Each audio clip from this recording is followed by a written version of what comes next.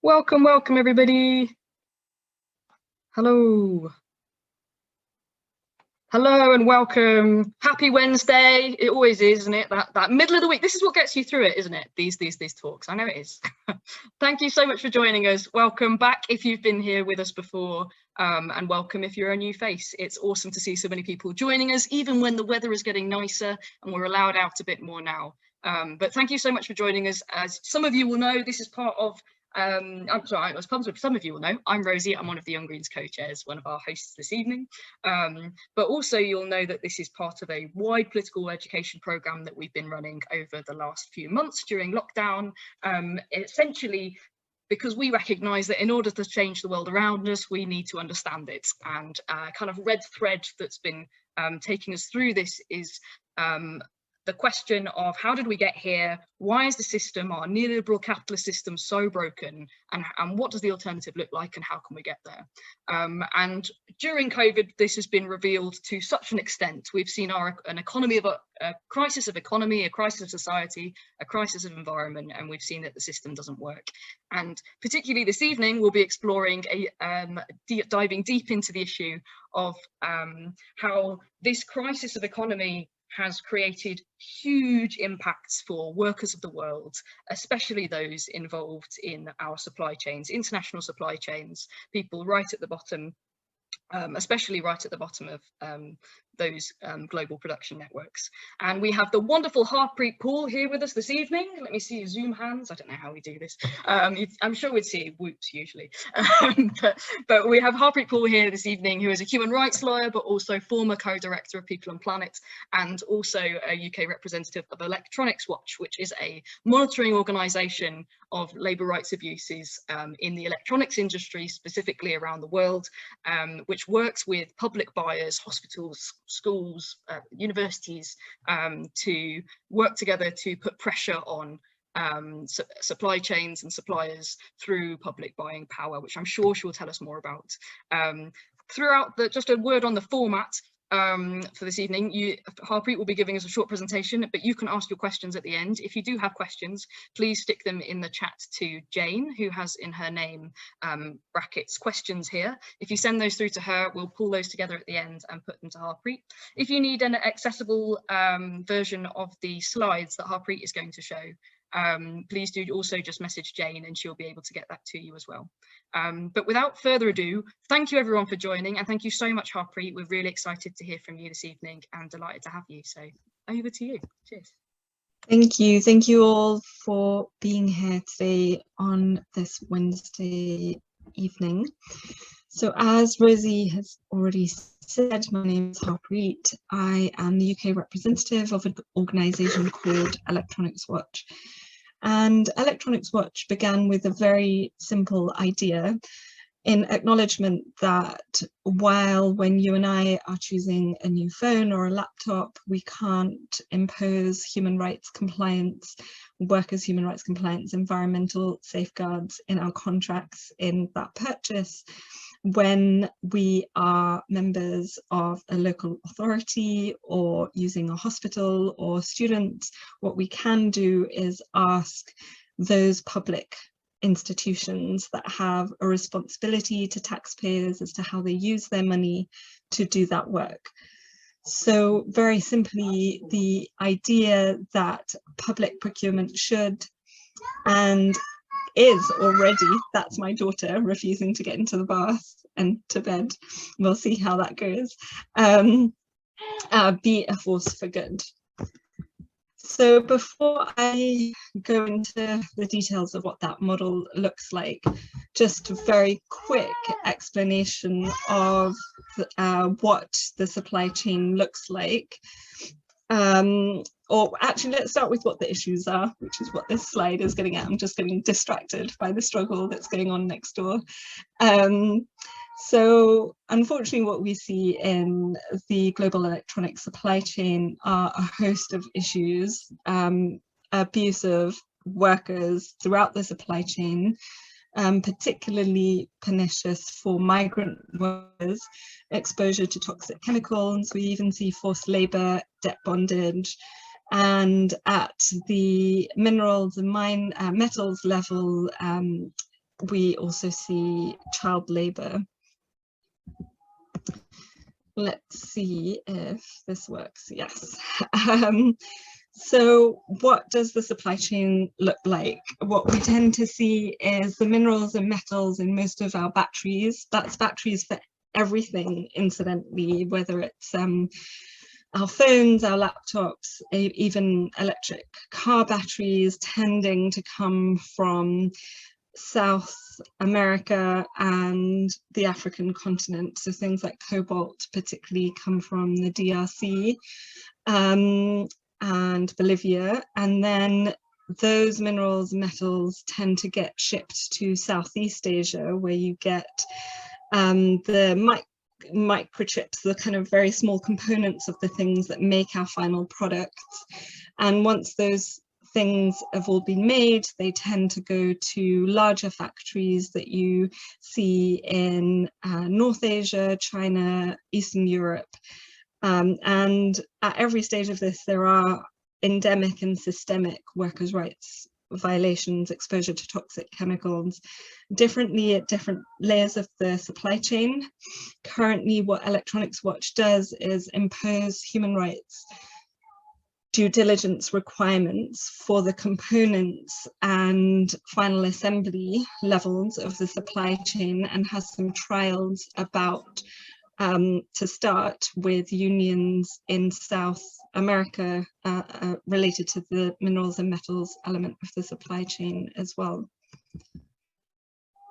We have over 300 public institutions, many of which are higher education institutions in the UK, predominantly through a lot of the student campaigning that People and Planet have done, where students kind of call on their universities to use their purchasing power for good, affiliated to Electronics Watch. And what that does is give us a collective voice to represent affiliates to the model, to insist on transparency, due diligence and worker-driven monitoring, and when we find violations, to try and work towards remediation of those.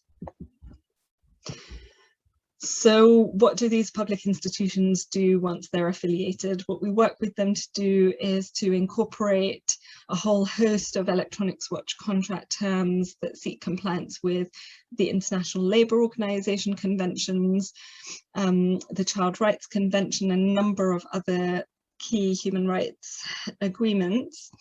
But we also work through those agreements to ask for very specific things, and that transparency is a first key element. You've got an industry that would rather not disclose how they work and where they work, and so often we work with affiliates to get their suppliers to provide basic information about where they're procuring their goods from, where the factories are throughout the supply chain, and then we work with independent worker monitoring organizations in the countries where we know factories are particularly vulnerable to abuses, to monitor the situation and assess risk against the information that we're given from affiliates, the organization that affiliates are buying from as well. And what that results in is more information about the supply chain. With that information, we're able to drive really systemic improvements in factories through encouraging stronger worker voice within those factories. So yes, we look to get a specific improvement in one factory, but we also look to leave that engagement in a particular issue in a way that enables workers to drive continued improvements, because we recognize that the issues are systemic. I just wanted to talk of examples of cases where we've been able to drive improvements. One of them is in relation to factories in China that had been using forced student interns. So students had been told they may have been doing accountancy degrees, a whole host of other degrees unrelated to making laptops, but they were told that their final degree certificate, their diplomas, would be withheld unless they did stints in final assembly electronics factories. And sometimes these were for periods of months, looking at 60-hour weeks occasionally, in very repetitive roles, where there's kind of an atmosphere of fear around taking breaks, even to go to the toilet, and sometimes working 6 to 7 days a week as well, with very limited leave.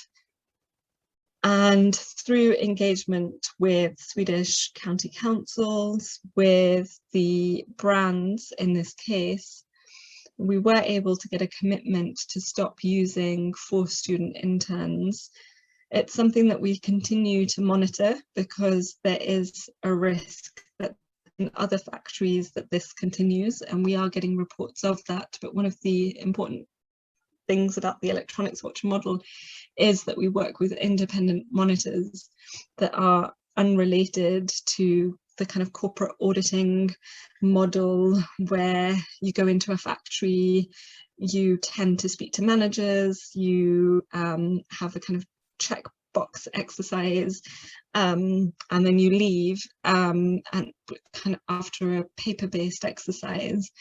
And what the worker-driven monitoring approach that Electronics Watch has enables us to do is stay with the struggle, in essence, and to monitor any regressions from commitments that have been made.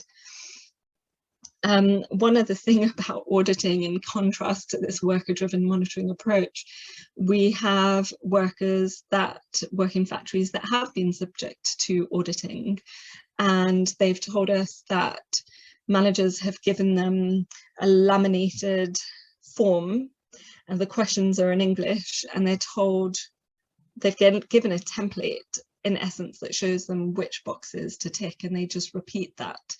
So there's very, very little, if any, meaningful engagement with workers, often in mainstream auditing approaches. And a serious audit with the worker-driven monitoring that Electronics Watch does for one factory could cost something like 30,000 euros, which is more than 10 times the cost of affiliating to Electronics Watch, where you get the kind of collective purchasing power of public authorities throughout Europe, and now also Australia, acting collectively. Another example resulted in what has been said is an unprecedented compensation for workers, but we hope that that's soon not the case with remediation in other factories where similar types of violations are happening. Is this one concerning workers predominantly from Burma who had been working in a Thai factory in conditions of debt bondage. So they had paid to get work in a factory, and a proportion of their wage, a significant proportion, was being deducted every month, and their documents were being withheld, which were all, but both of those things, of high risk indicators of forced labour, which is a form of modern slavery. And after years of engagement with the brands and the factories concerned in that case, all the workers, past and present, that did pay to get work in that factory have been given that payment back. And we're continuing to work with the brands and factories to ensure that they have better safeguards to prevent subcontractors engaging in these kinds of practices, which are particularly risky and scary for migrant workers. When you have your documents withheld, really restricts any kind of movement that you can make. So beyond going from where you're being housed to the factory, you might feel very vulnerable moving around outside of that. So the documents have also been returned and they've also received compensation, and we're working, as I say, to ensure that the practices which led to this happening are remediated too, to prevent it happening again in the future. So, it's estimated that the total compensation, given the number of workers involved, could amount to about 10 million US dollars. And if you're interested in knowing more about that particular case, there's information on this slide, and also we can make the slides available to you after this talk. There's a link to a Reuters article which goes into some of the impact in more detail. Just very quickly, the Home Office does have guidance on the Modern Slavery Act, and that guidance calls for transparency, due diligence, monitoring and evaluation, remedy and training. And that's exactly the approach that Electronics Watch takes to preventing and addressing modern slavery. The guidance is exactly that. It's non-binding, and unfortunately, despite having the Modern Slavery Act, what most public buyers and companies that come under the remit of that act are doing is the very bare minimum. So the more that we can have individuals trying to get their workplaces, if they're public authorities or public entities, subscribing to organizations like Electronics Watch that are doing the kind of deeper engagement throughout the supply chain, I think the more impact that we can have. Very quickly, I've just talked about modern slavery, and that last example was a form of forced labour, debt bondage, which is a form of modern slavery.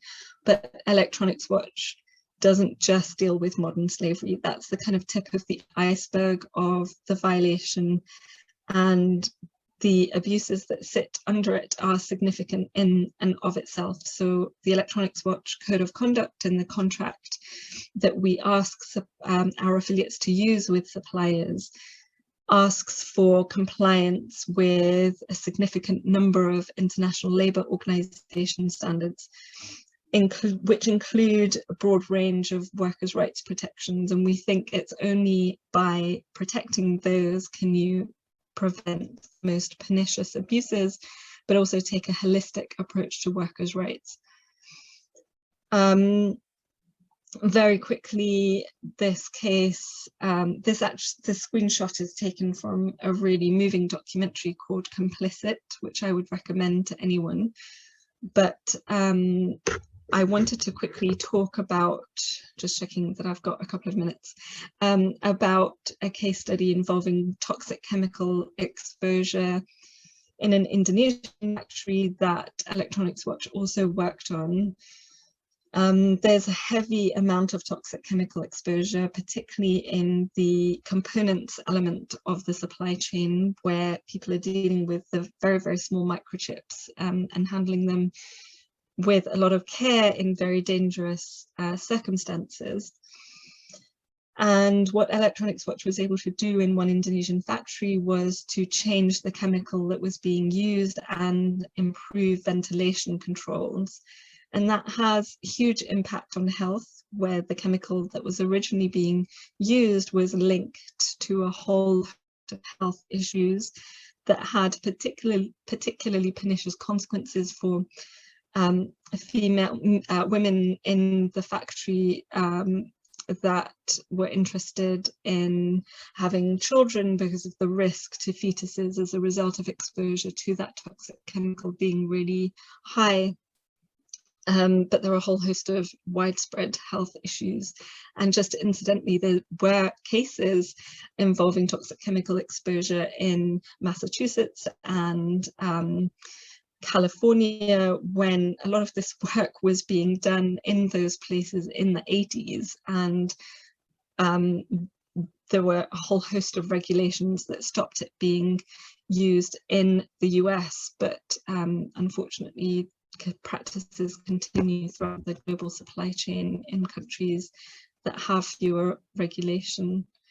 I won't talk about that case, but just very quickly, there are factories in Eastern Europe where we see, again, particularly difficult working situations for migrant workers in final assembly factories, and that can include being on 0-hour contracts, not knowing if you're going to work 60 hours a week or have any hours that week. And Electronics Watch has worked in one particular factory to get guaranteed income, regardless of the kind of ups and downs of the supply cycle. And I wanted to finish on that because as much as COVID has been difficult for all of us, when thinking in the position that many of us were a year ago, if you were working and needed your workplace to improve your laptops or whatever as part of being able to work at home, and any time since then, what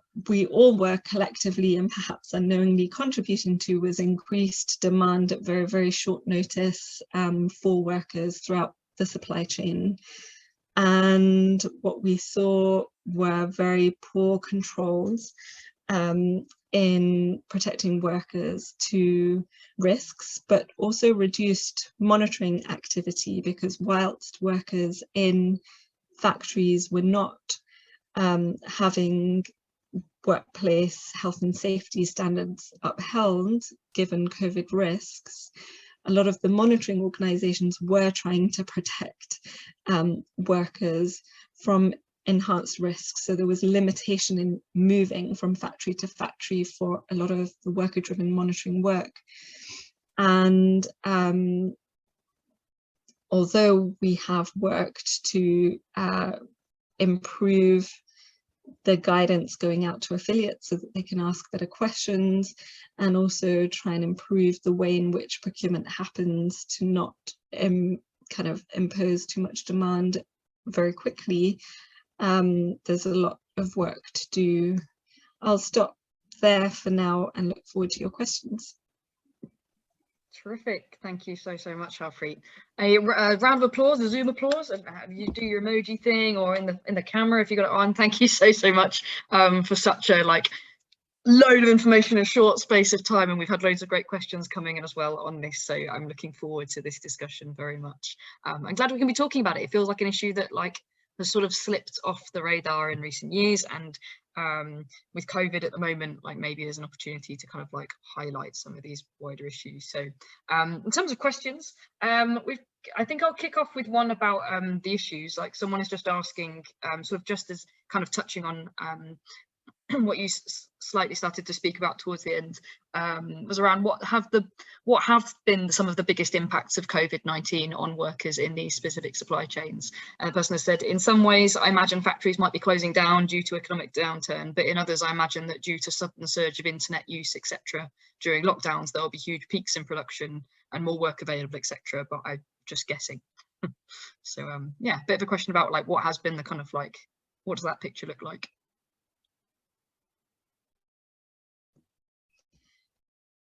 Yeah, so exactly that. What we've seen for some is a loss of working hours and wages, not and quite suddenly, and without receiving kind of any severance pay as well. We have also seen kind of a suspension of collective bargaining agreements, wage increases, and as I mentioned, health and safety risks as well. So very much a lack of protective equipment, lack of social distancing measures, a request when the factories have received more burden to stay and work despite kind of known health and safety risks, and then kind of threatening non-payment of wages if people raise concerns about their health and safety. We've also seen people that often kind of travel to factories for short periods of time for kind of seasonal work being stuck in those areas away from their communities, which has been particularly difficult when there's irregular work available as well. Thanks so much. Yeah, so a particularly grim picture. But the thing as well that I guess is like always so difficult is like hearing the idea that like that workers have lost rights that have been fought for, and like it's kind of like a reversal of like so much of this work and of what electronics work has been doing and pushing for. Like imagine it's just like another thing to have to realize that there's been rollbacks on what may have been won. So like in terms of keeping up the pressure and continuing to raise alarm on like the actions of the companies is really important. One of the questions that we have coming in like around, I guess, because the electronics industry is very particular in the sense that there are basically a handful of massive companies that make laptops. There's no like Fairphone option for computers, for example, and so there are some questions that have come through around like, are there any resources aimed at consumers that rank which brands in the tech space are acting most responsibly in managing their supply chains for both social, workers' rights and environmental performance? And someone else is just asking around kind of a similar question. I'll throw both your way if that's okay, around like whether boycotting certain awful companies would be a good tactic to take. So yeah. Yeah, there is a resource that ranks companies. I would not use it, mainly because the issues are systemic and endemic throughout the supply chain. So what you often get is a very, very, very large warehouse where 3 or 4 different brands will be using a subcontractor to produce the final product that we're all using to be on this call here today. And it's very difficult to point the finger at a particular brand when the way in which the whole supply chain is structured is part of the problem. So brands take a significant proportion of the profit when we buy a product, and a very small amount of that is actually allocated to further down the supply chain, and that's almost the entire supply chain that creates the product that we're using, but doesn't do the final bit of delivering it to us and marketing it to us. And the intellectual property, I guess, of kind of creating the product to start off with. But what that model results in is an inherent structure that puts pressure on all the other bits of the supply chain to make squeezes. And unless that changes, unless brands fundamentally change and give up a proportion of that profit to improve what the conditions are throughout the supply chain, I think it's going to be very difficult to see meaningful change. Fantastic, awesome answer. Thank you so much. Oh, the questions are piling through now. You're all jumping in. They're appearing in my document in the chat, so we'll see how many we can get through. But this is really great, and fantastic questions as well. One person is asking, I'll try and find it now, around the difficulty of like Theresa May, for example, coming in and saying that she's going to do loads of work on taking action on modern slavery, and you kind of raised that this is a piece of legislation that kind of doesn't really have much teeth, but this person is asking, like, is there any use in this legislation, and has it done any good, and how would you strengthen it if not? They're also asked, what else could the UK government do to take action on international supply chain injustice? Are there policies that would strengthen what the rhetoric, I guess, behind the modern slavery? Yeah, if anyone's interested in the Modern Slavery Act in more detail, I would really recommend Emily Kenway's new book, where she looks into how it's been leveraged by the current government to distract from structural elements in the supply chain. I would say that the impact on workers as a result of the Modern Slavery Act has overall been very limited in the way that it's structured. There is a requirement to make a transparency statement annually if you meet the threshold. And what a lot of companies can do is just say that they're working towards X, Y, and Z without showing how or what impact that's had. So the elements that I talked about that are in the guidance around transparency and due diligence and monitoring and remediation are all guidance, and they're the bits that actually would have been very helpful to have in the legislation. What has been helpful is that public authorities don't come under the remit currently of the legislation, except if they're universities, but that might be changing over the next year or two. So I think it will create some incentive for organizations that are already interested in sustainable procurement to make the case internally within their departments to convince perhaps the finance holders that are perhaps less convinced about the need for sustainable procurement, that affiliation to something like Electronics Watch can show strong compliance with the Modern Slavery Act. And I've seen public representatives within public authorities say exactly that, you know, for years they were talking to their bosses about affiliating to Electronics Watch or trying to do a similar thing in relation to the food industry, or gloves, which are a high risk in the medical industry, and kind of hitting a brick wall. And so sometimes it can be helpful internally for those that are already committed to trying to do something sustainable procurement, to making the argument for some action. But I would say that that tends to only happen when there's a degree of traction within the organization already. Thanks so much. That was really helpful and a great overview of like quite a what's it, like a buzzword policy, like the Modern Slavery Act, a statement you can put up on your website if you're a company. So thanks so much, yeah, for helping us understand that. And we've got someone who's come in and knows their stuff and has even brought us a stat with them. So I'm going to start with this one on the kind of concept of using, yeah, public money or public buying power to affect change, which I guess is the kind of the basis of Electronics Watch's model.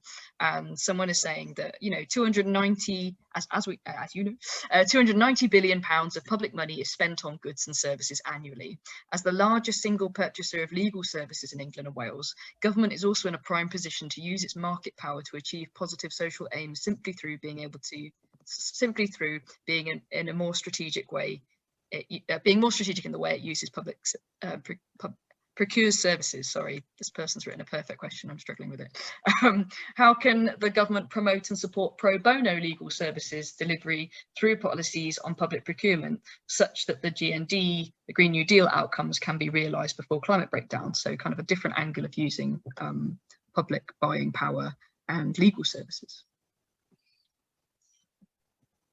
Yeah, I would say that there is currently a trial with the Crown Commercial Services where they're using a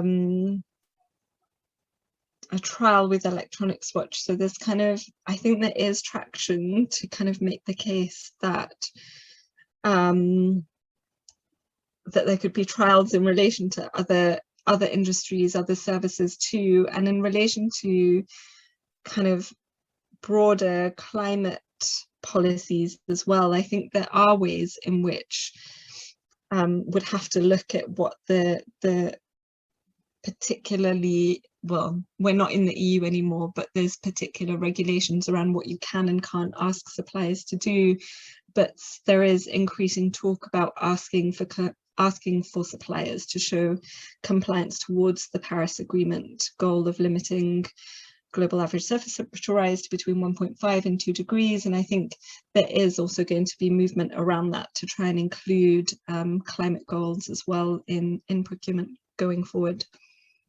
Awesome. And just on that, actually, like, do you think that the Green Party should be making like any particular argument here in the light of the fact that we're no longer in the EU and the government may be rewriting policies around public procurement, international supply chains? Like, are there any lines that you think are less like, I'm just throwing this in now with the power of the chair, like, and yeah, just a kind of question on what do you think the Green Party should be saying on this kind of national policy lines? Be interested to hear your thoughts. Yeah, it's bizarre to think that there might be anything remotely positive to come out of Brexit, but I think this is one very technical area where that might be possible. So under current EU procurement directives, the types of things that you can ask in your social and social sustainability work in a procurement process are quite limited, and they're set out in EU procurement directives. Being outside of that process now perhaps gives space to say, well, hang on a second, why are we stopping at kind of workers' human rights and particular environmental safeguards? Why not add a clear requirement that there's transparency and due diligence towards meeting that Paris Agreement goal? Awesome. Thanks. Great. Writing it down. We're writing our youth manifesto soon. Take notes. Fantastic. Thank you so much, Harpreet. I'm sorry to throw so many questions at you, but there are many and I'm enjoying this. So appreciate your thought on all these. We've got like some questions, maybe I'll move now to some questions on like the electronics watch model as we just kind of started to move into like public procurement, and like lots of people on these calls will be university students, and there is also some people asking who I'm imagining are standing as candidates. I can see some like candidates standing for local election coming soon, and there is one question at least around what action can councillors take in forcing their local councils to take action through their massive contracts that they have, and how can university students push for change on their campuses as well and get their universities to take action. So yeah, straight over to you. It would be, well, first, if you're in Scotland and if you are a university that's a member of the London University Purchasing Consortium, then they've already signed up to Electronics Watch. There are some universities in London that aren't, so if you're interested to find out and you're not sure whether your organisation has already signed up to Electronics Watch, just email me and I'd be happy to let you know either way. If you're not in Scotland or one of those London universities and you are interested in promoting this, firstly, thank you. I really think that in outside of fundamentally restructuring how companies work, this model, it really has tangible improvements in improving workers' experiences in supply chains, and it means a lot to have public authorities within the UK commit to supporting that deep work with workers in the supply chain. So thank you for promoting that. It has been helpful to know who the sustainability allies are in your workplace, whether they have a good understanding of what the role of procurement is in that, and making the case that it is the role of public buyers to be doing this work to ensure that there is compliance with the UN Guiding Principles on Business and Human Rights, the Modern Slavery Act, and a whole host of international agreements that seek to use procurement to see, for example, improvements towards the Sustainable Development Goals and other things. So it really varies. We've had some local authorities sign up because their mayor is interested and committed, and so that's a really easy sell, but that is unusual. And I think where that hasn't been the case, what we've needed is sustained organising from constituents, from employees, from students, using that institution or working within that institution to pass motions, to find out who the allies are that will help towards passing motions to ensure compliance with, as I said, the Modern Slavery Act, the UN Sustainable Development Goals, and the UN Guiding Principles on Business and Human Rights, and work from that place to try and get political support and the support of the person ultimately that holds the decision-making say on whether or not your organisation can pay for affiliation. And I think at this time it's really been tricky for some institutions to make that case that they can pay the affiliation fee, and for others it is something that they perceive as their responsibility, given that they're buying these things and using them. Great, thank you so much. That was excellent, Harpreet, really, really helpful. And like, it's so nice to, like, so often we run these talks and it's about the issue and it feels huge, and this is an issue that feels huge, but to have like practical steps and actions to take is always like so welcome. So I'm glad that we can be yeah, talking about some of these options that are available to us. There's a few questions coming in on the electronics watch model, again, like just kind of continuing that, and maybe I'll ask those around the detail of how it works. So there are a couple of questions around like kind of the impact, I guess, and there's one that I can just have seen in that's come up in the chat. Someone has asked a kind of morally a question around, is it right that the role of public buyers to enforce good conditions, like, or to say what those conditions are or should be for workers and decide on those? And maybe you could help us understand like how Electronics Watch manages like relationships with workers on the ground and public buyers to work out what those should be. And then there's some other questions coming through that are around like what happens when a university affiliates, and do they really have much influence on those huge companies like Apple, and like what and how can we trust our universities to make the right decisions once they affiliate, for example? So yeah, I'll just throw those ones to you first, if that's okay. Yeah, really great questions. So what are good conditions?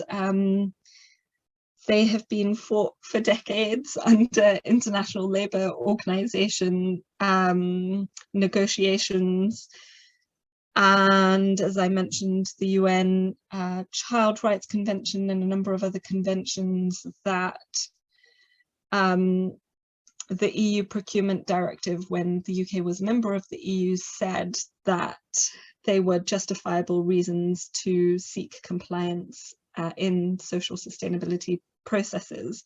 So really, historically, the kind of process for what questions you can ask to seek compliance with good working conditions, good environmental practices, has been restricted by that EU Procurement Directive and is set out really clearly.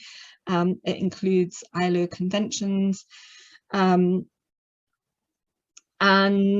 what Electronics Watch does is seek compliance with all the conventions that it's possible to seek compliance with, so it really doesn't hold back, and a lot of other processes put the bar quite a bit lower than that.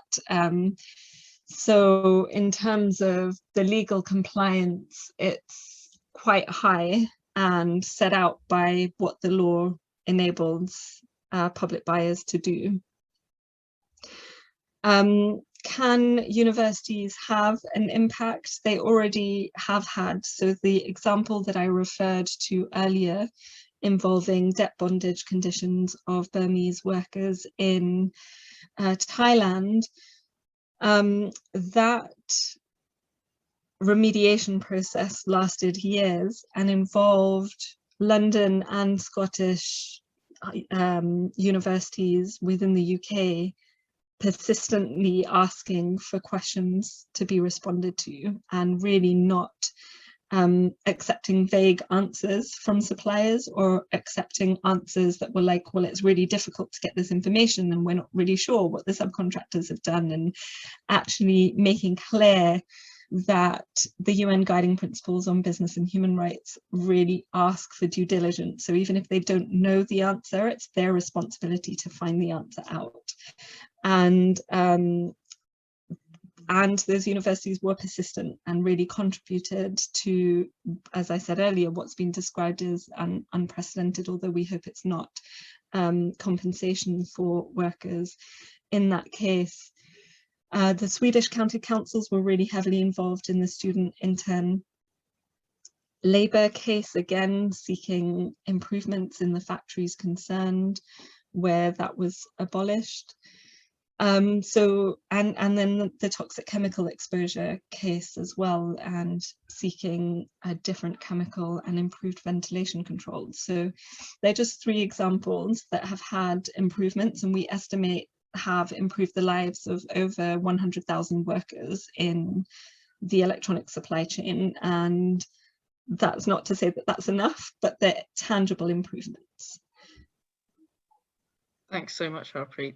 And yeah, totally. It's actually like I've been quite surprised, and I should have kind of full disclosure said that I'm also doing my studies is very much on this topic, and I've been interviewing university managers like quite recently. I've been overwhelmed and surprised by how energized they are around seeking justice in their supply chains, like your average procurement manager, like all like tight and like suited, and then coming through being like, can you imagine that there were student interns forced to work in Apple? Students, like, so I'm buying computers for students, and students were forced to make those, and like really making these moral arguments, which is like quite surprising. So yeah, like it's a bit like fascinating to see how universities are, like in the UK especially, like in many cases leading the way on this, which I wouldn't have always expected meeting like my UEA procurement manager when I was at UEA, for example. Yeah, and I think, you know, those that are interested in this work describe how their work is so much more fulfilling because they see that, you know, what was before a job that involved trying to get the safest, cheapest, like best value product actually could be much more than that, and that they can take on this more activisty role in what has traditionally not been a sector that might see itself that way. Yeah, and that actually leads us to like another question perfectly that I was going to ask a bit later, but like it's one of the final ones, but I think it's nice to ask now, is around the fact that I guess like public procurement isn't like that much of, it's not a hugely sexy term for the usual activists like to talk about public buying power, and it's very like complicated, and there's lots of legislature involved. And I guess so one of the questions that was like that did come through was around like how we kind of work with this model to make it exciting and engaging for activists, and how we kind of bring this like to the fore in our campaigning, or one route of campaigning. And the other is around the kind of wider issue of international supply chains, as we sort of said before, like these workers are often hidden, these issues are often hidden.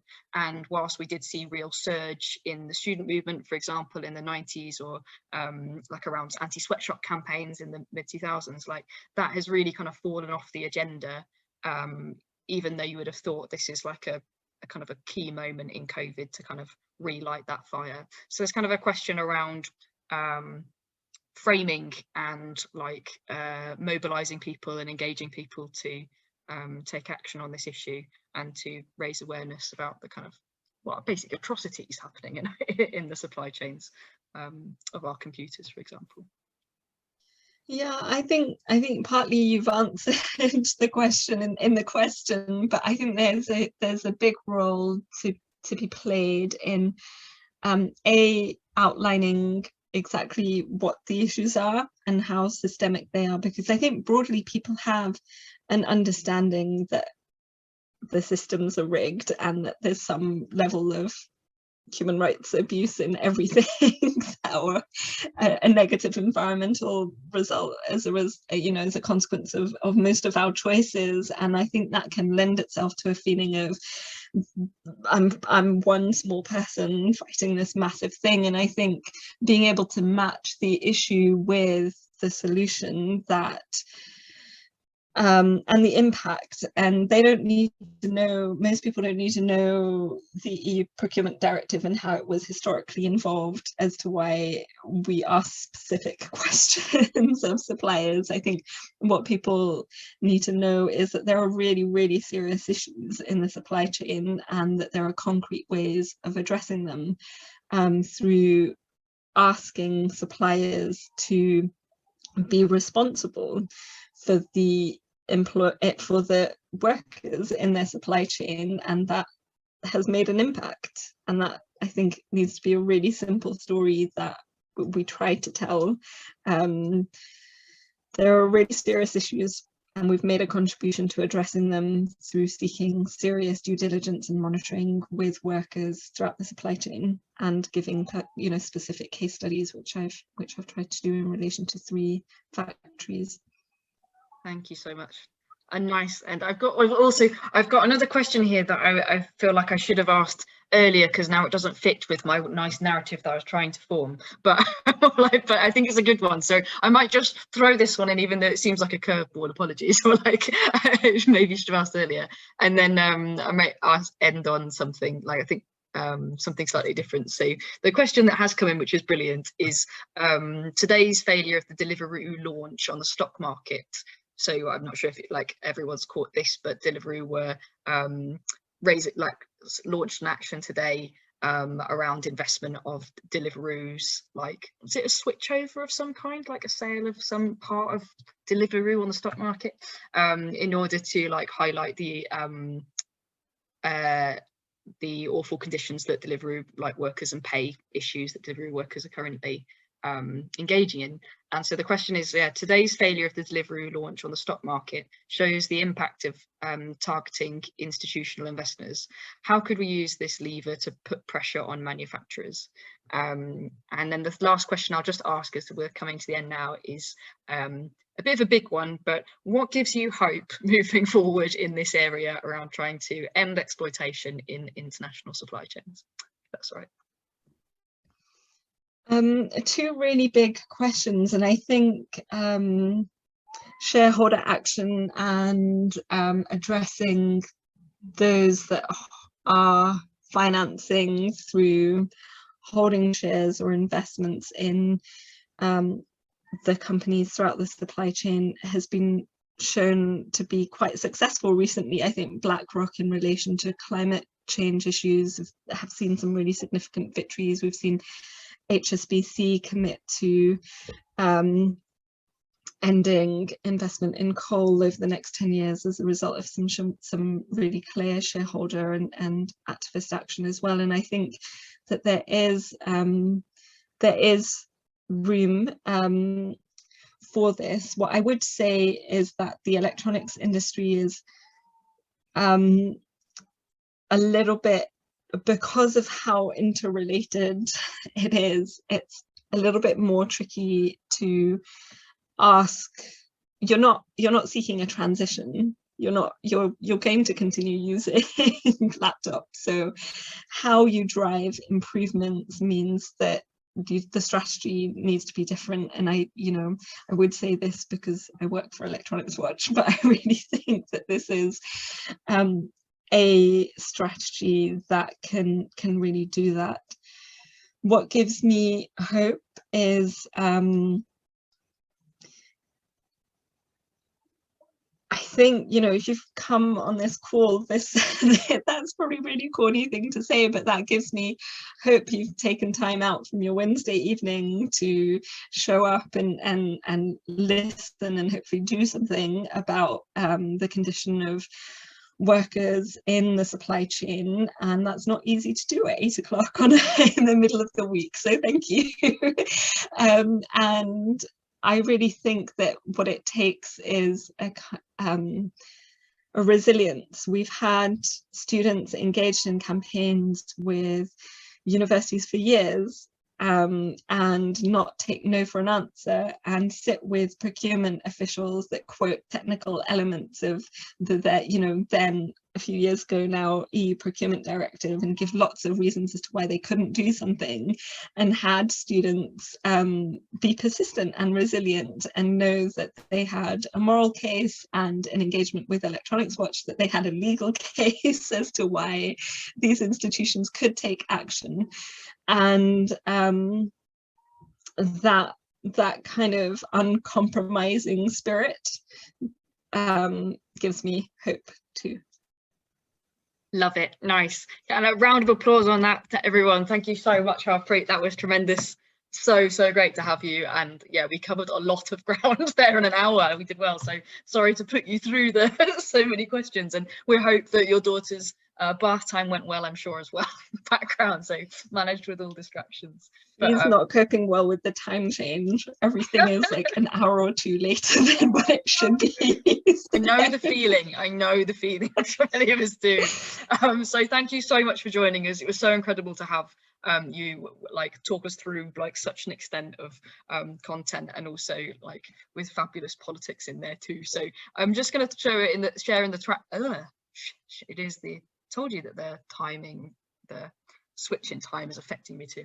I'm going to throw in the chat a couple of links if you'd like to get more involved in the kind of issues that we've been talking about. You can find out more about Electronics Watch on their website, but also if you're a university student and you're keen to get your university to affiliate, People on Planet has had a campaign that was running for a number of years that has amazing resources on it, and on their website to find out how the best ways to lobby your university to take action. So do take a look at that and see what they've done before, because it's a really exciting it's a really exciting movement that we need to continue. One of the last things I will say before we leave is that we hope to see you next Wednesday, because this is not the end of our series, our running series. We have excitingly we'll be running on the Green New Deal, and we have hopefully we'll have speakers from Green New Deal UK, and also one of the authors of a really cool report that was recently launched on how we ensure a just transition for communities in Gatwick, that was jointly written by trade unionists and workers. And one of the themes that we've had kind of throughout all of these talks is talking about the role that we can play as workers, as students, in forcing change, so and making sure that those voices at the heart of transformation in our society. So we hope to see you there. Do keep a lookout, you'll have it in your emails. But otherwise, thank you so much for joining us. I've seen that Harpreet has thrown in the chat there that her email address if anybody would like to get in touch. But otherwise, thank you as always for joining us. It's been a thrill, and we hope to see you again soon, and thanks so much.